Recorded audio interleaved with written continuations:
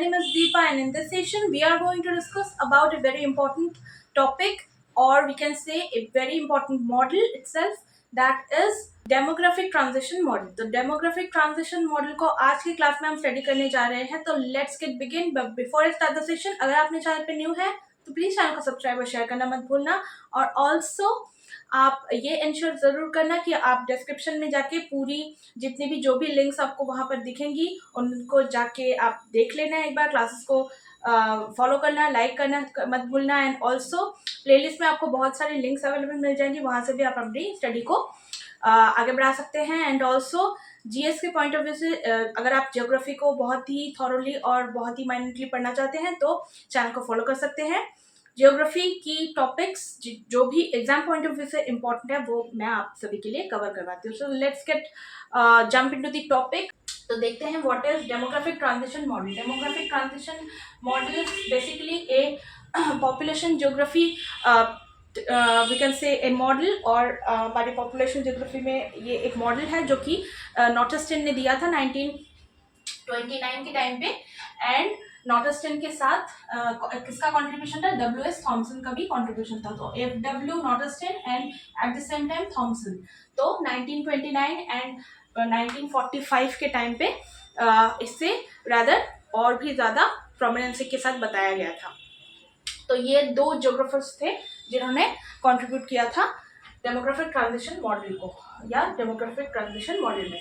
अब हम एक ब्रीफ पहले तो इंट्रोडक्शन देखेंगे कि डेमोग्राफिक ट्रांजिशन मॉडल है क्या. आपने कई बार बुक्स में पढ़ा होगा तो देखा होगा एक ग्राफ बना हुआ रहता है.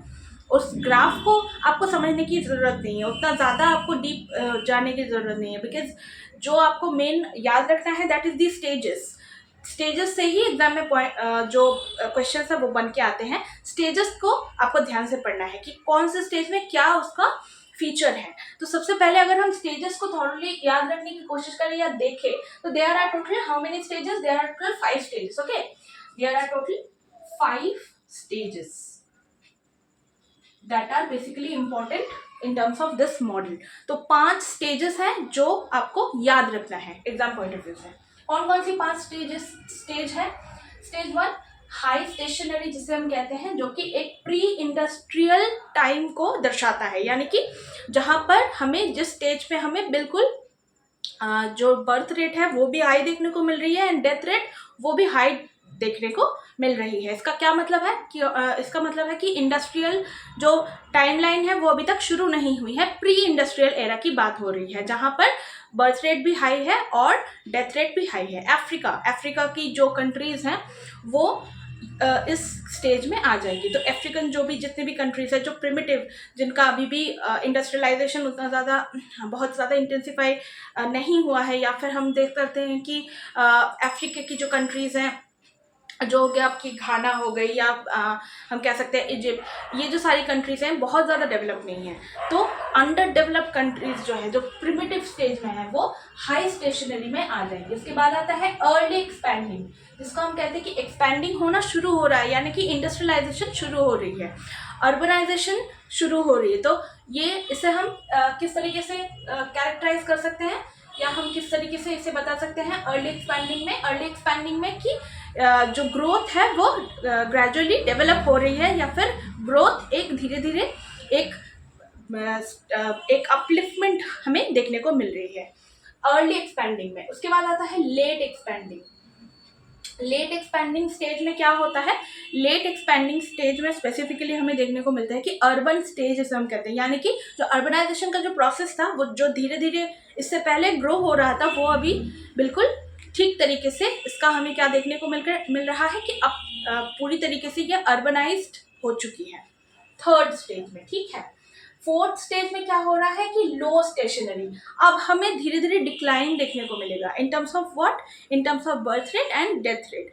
और 5 नंबर जो स्टेज है ये इसे हम कहते हैं डिक्लाइनिंग, या फिर हम कह सकते हैं कि नेगेटिव यहाँ पे ग्रोथ हमें देखने को मिलेगा.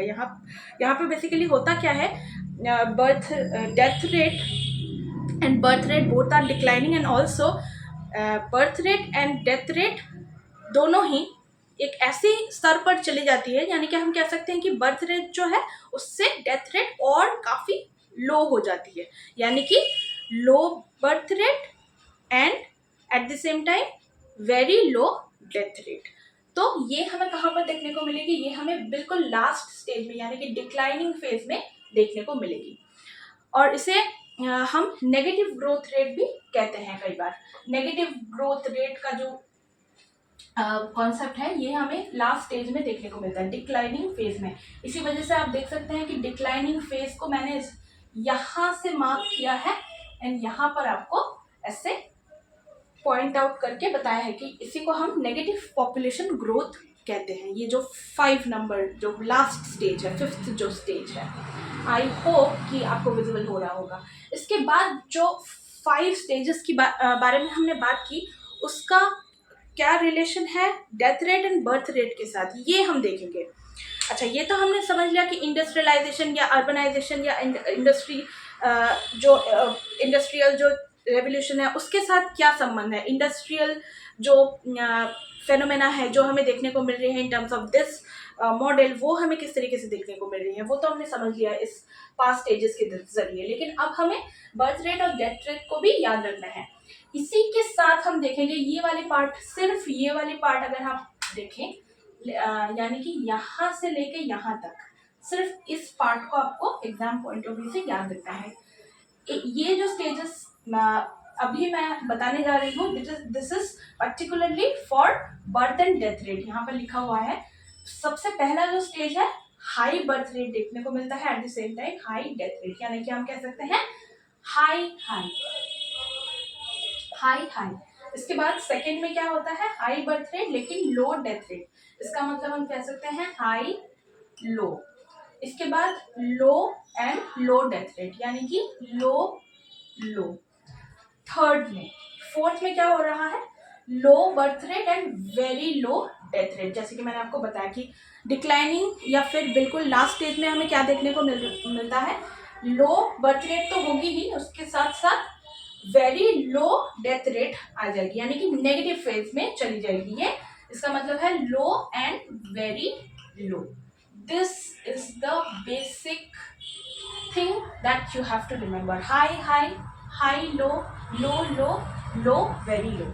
ये 4 चीजें हैं जो आपको एग्जाम पॉइंट ऑफ व्यू से बहुत ज़्यादा इम्पॉर्टेंट हम कह सकते हैं, और इसके साथ इम्पॉर्टेंटली याद रखना है सिर्फ इस पार्ट को।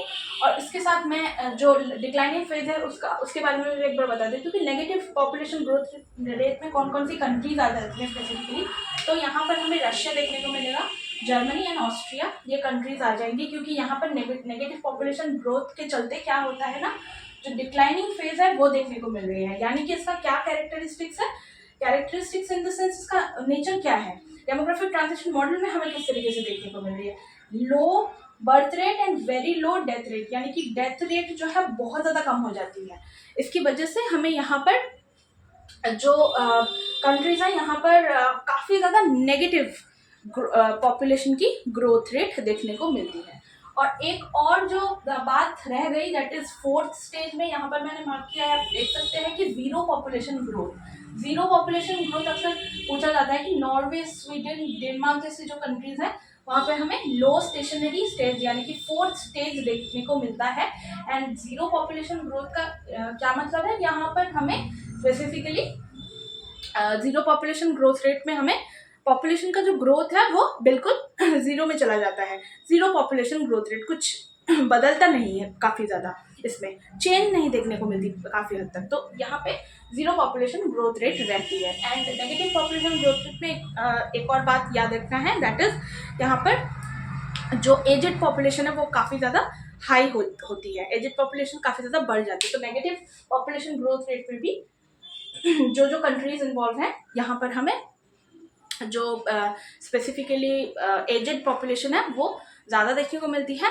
एंड ऑल्सो जो इंडस्ट्रियलाइज्ड हो चुकी हैं ऐसी कंट्रीज यहाँ पर हमें देखने को, जैसे कि रशिया एंड ऑस्ट्रिया, ये इंडस्ट्रियलाइज्ड इनका हो चुका है एंड अब वो बहुत ज़्यादा इनमें नेगेटिव पॉपुलेशन ग्रोथ रेट हमें देखने को मिल रही है। इंडिया कौन से स्टेज में है डेमोग्राफिक ट्रांजिशन का, तो 3rd स्टेज में इंडिया हमें देखने को मिलेगा। So this is all about demographic transition model. I hope the whole session was useful, understandable. आपको मैंने जितना हो सके पूरा डिटेल में इस पार्ट को कवर करवाने की कोशिश की आज। आई होप कि आपको समझ में आया होगा क्लास।